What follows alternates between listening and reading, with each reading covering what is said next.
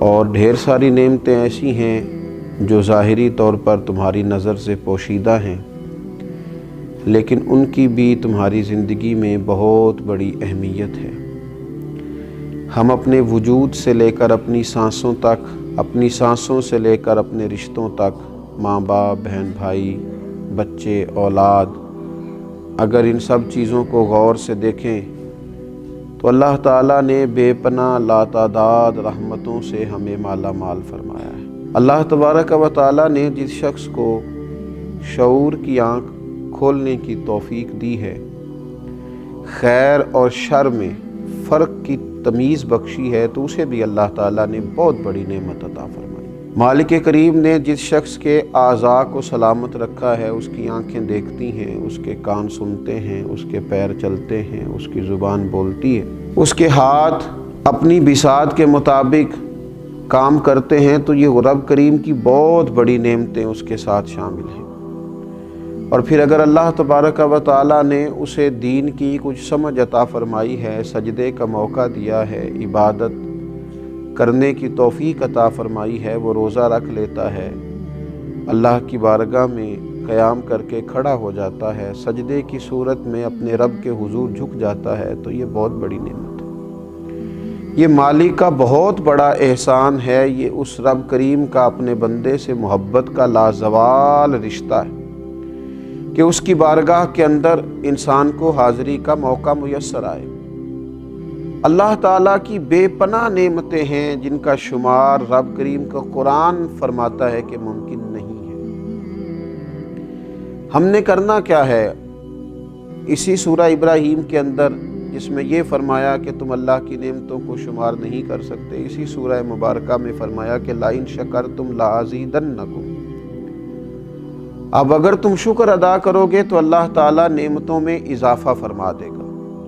وَلَئِن كَفَرْتُمْ إِنَّ عَذَابِي لَشَدِيدٌ، اور اگر تم کفران نعمت کرو گے، ناشکری کرو گے، تو پھر میرا عذاب بھی بڑا سخت ہے۔ ہمارے ہاں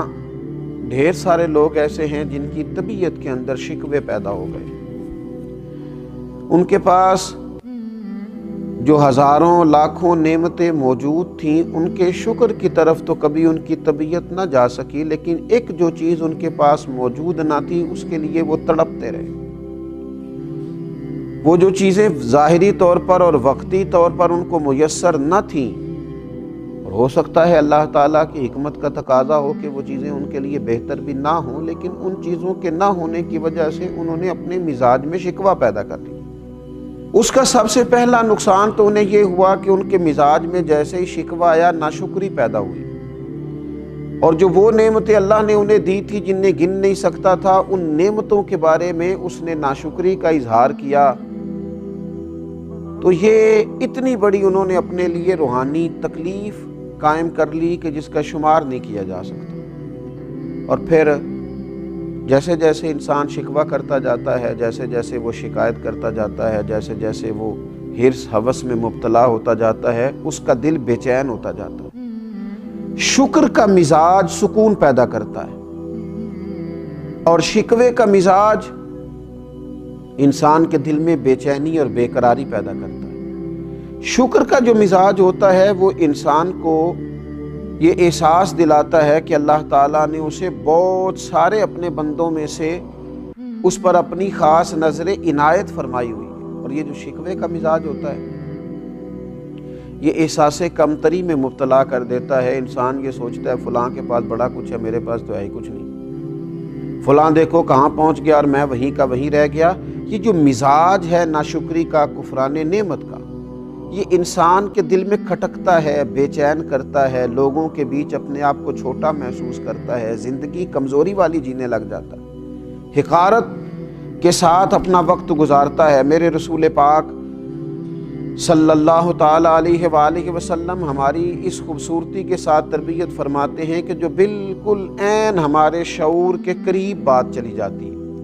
حضور علیہ الصلوۃ نے ارشاد فرمایا، جب تم میں سے کوئی شخص اللہ تعالیٰ کی نعمت کی قدر کرنا چاہے، اپنے اوپر اللہ تعالیٰ کی نعمتوں کا احساس پیدا کرنا چاہے، تو وہ اپنے سے کم درجے کے شخص کو دیکھے۔ وہ محسوس کرے کہ میری صحت بالکل ٹھیک ہے اور دیکھو فلاں آدمی خدا کی حکمت کے ساتھ اس کے اعضاء پورے نہیں ہیں، کسی کی نظر موجود نہیں ہے، کوئی اپنے قدموں پر صحیح طرح سے چل نہیں پا رہا، کوئی بیچارہ ذہنی طور پر اعصابی طور پر کمزور ہے۔ کبھی پلٹ کر ان لوگوں کو بھی تو دیکھے جن کا قد بہت اونچا ہے، چہرہ بہت خوبصورت ہے اور ان کا وجود بڑا طاقتور ہے، لیکن ان کی پشت پر کپڑے پہ لکھا ہوا ہے کہ اس شخص کا ذہنی توازن ٹھیک نہیں ہے۔ اگر کسی شخص کو مل جائے تو فلاں ایڈریس پر فلاں پتے پر اس کو پہنچا دیا جائے۔ تو یہ ساری چیزیں اگر زندگی میں سوچی جائیں تو نبی پاک علیہ الصلوۃ والسلام ہمیں فرماتے ہیں کہ تم اس شخص کو دیکھو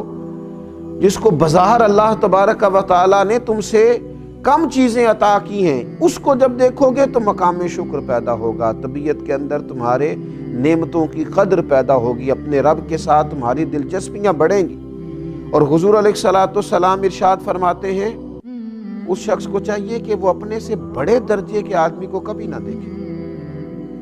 وہ اس طرف توجہ کبھی نہ کرے کہ دیکھو یہ آدمی کہاں پہنچ گیا ہے، میں کہاں رہ گیا ہوں، اس کے پاس کتنا مال آ گیا، کتنی دولت آ گئی، اقتدار آ گیا، فلاں چیز آ گئی۔ ان چیزوں میں جتنا زیادہ الجھتا جائے گا مزاج میں ناشکری پیدا ہوگی، طبیعت میں تکلیف آئے گی، اعصاب شکن تک چیزیں پیدا ہو جائیں گی، اس کا دل بے چین رہے گا، طبیعت بے قرار رہے گی۔ تو جو اللہ نے دیا ہے اس پر جو لوگ خوش رہتے ہیں، سادہ معنی یہ ہے کہ دنیا میں خوش وہ ہے جو اپنے نصیب سے خوش ہے، دنیا میں خوش وہ ہے جو اپنے رب کی عطا پہ خوش ہے، دنیا میں خوش وہ ہے جس کو اللہ تعالیٰ نے جہاں کھڑا کیا ہے وہاں وہ پورے ذوق شوق سے کھڑا ہو گیا، وہ آدمی دنیا میں بڑا خوش ہے۔ تو اپنی زندگی میں جب مزاج شکر پیدا کیا جائے، آپ دیکھیے انبیاء کرام علیہم الصلوۃ والسلام کے شکر کرنے کا کیا انداز ہے، کس طرح شکر ادا کرتے ہیں۔ حضرت سیدنا داؤد علیہ الصلوۃ والسلام اپنے رب کریم کی بارگاہ میں عرض کرتے ہیں، کہتے ہیں اے اللہ میں تیرا شکر کیسے ادا کروں، تو مجھ پر نعمت کرتا ہے، میں اس کا شکر ادا کرتا ہوں تو ایک نعمت اور فرما دیتا ہے، میں اس کا شکر ادا کرتا ہوں تو اور نعمت ادا کر دیتا ہے۔ مالک تیری نعمت پر نعمت، فضل پر فضل، عطا پر عطا، کرم پر کرم ہوتا جاتا ہے، تو میں تو ڈھونڈتا رہتا ہوں کس نعمت کا شکر ادا کروں۔ حضرت داؤد نے جب یہ بات کی تو رب کریم نے فرمایا داؤد اب تم اپنے رب کو پہچان گئے، اب تم نے اپنے مالک کا شکر ادا کیا ہے۔ حضرت موسیٰ علیہ الصلوۃ والسلام اپنے رب کریم کی بارگاہ میں عرض کرتے ہیں اے رب میں تیرا شکر کیسے ادا کروں جبکہ تیری سب سے چھوٹی نعمت جو میرے اوپر ہے اس کے لیے بھی اگر میں ساری عمر عبادت کرتا رہوں تو میں اس نعمت کا حق ادا نہیں کر سکتا۔ تو اللہ تبارک و تعالیٰ نے وہی فرمایا اب تم نے میرا شکر ادا کیا ہے، اب تم اس مقام پہ آئے ہو کہ جہاں تم نے شکر ادا کیا ہے۔ تو حضرت نوح علیہ الصلوۃ والسلام کا طریقہ یہ تھا، اللہ نے انہیں عبد شکور کہا ہے نا، شکر گزار بندہ، تو ان کا طریقہ یہ تھا کہ جب کوئی چیز کھاتے تو کہتے الحمدللہ، جب پیتے تو کہتے الحمدللہ، جب چلتے فرماتے الحمدللہ اس نے چلنے کی توفیق دی ہے، جب کپڑے پہنتے تو کہتے الحمدللہ۔ اللہ تبارک و تعالیٰ نے نا ان کو عبد شکور کہا، فرمایا یہ میرا شکر گزار بندہ ہے۔ اور میرے نبی پاک صلی اللہ تعالیٰ علیہ وسلم کا شکر ادا کرنے کا طریقہ تو یہ ہے کہ سیدہ عائشہ صدیقہ رضی اللہ تعالیٰ عنہ فرماتی ہیں کہ رسول پاک صلی اللہ تعالیٰ علیہ وسلم ساری رات کھڑے ہیں نماز کے لیے، اور اتنا کھڑے ہیں کہ حضور کے مقدس قدمین شریفین میں ورم آ گئے۔ میں نے عرض کی یا رسول اللہ صلی اللہ تعالیٰ علیہ وسلم آپ کے صدقے اللہ اگلے پچھلوں کو معاف فرمائے گا، اتنی مشقت کیوں کرتے ہیں؟ تو فرمایا افلا اکون عبدا شکورا، میں اپنے رب کا شکر گزار بندہ نہ بنوں؟ یہ تو میں اس کی بارگاہ میں شکر کے لیے کھڑا ہوں۔ تو یہ انبیاء کرام علیہم السلام کا شکر دیکھیں، رسول رحمت صلی اللہ تعالیٰ علیہ وآلہ وسلم کا شکر دیکھیں، یہ کتنا بڑی بات ہے، کہاں تک یہ لوگ شکر ادا کرتے۔ اور میرے نبی پاک صلی اللہ تعالیٰ علیہ وسلم کے غلاموں یاد رکھنا، امام بیہقی حدیث لائے ہیں، فرماتے ہیں شکر نصف ایمان ہے، صبر نصف ایمان ہے، اور یقین کامل مکمل ایمان ہے۔ اگر دولت یقین ملے پھر تو تکمیل ایمان ہے، پھر تو اللہ تعالیٰ نے مکمل ایمان عطا کر دیا ہے۔ تو اپنی زندگی کے اندر مزاج شکر والا پیدا کریں، طبیعت شکر والی پیدا کریں، اپنے لہجے کو شکر والا بنائیں، اپنی گفتگو کو شکر والا بنائیں، اپنے معاملات کو شکر والا بنائیں، اپنے انداز سے شکر کو ظاہر کریں، اور ایک بڑا شکر، ایک بڑی نعمت پر اللہ کی بارگاہ میں احسان مندی، یہ بھی امام بہقی رحمۃ اللہ علیہ اس حدیث کو لاتے ہیں۔ نبی اکرم صلی اللہ تعالیٰ علیہ وسلم کا ایک شخص کے پاس سے گزر ہوا، وہ کہہ رہا تھا تمام تعریفیں اس اللہ تعالیٰ کے لیے جس نے مجھے اسلام کی ہدایت دی، جس نے مجھے رسول اللہ صلی اللہ تعالیٰ علیہ وسلم کی امت میں رکھا۔ نبی پاک صلی اللہ تعالیٰ علیہ وسلم نے اس کی بات کو سنا تو فرمایا تم نے بڑا ہی عظیم شکر ادا کیا،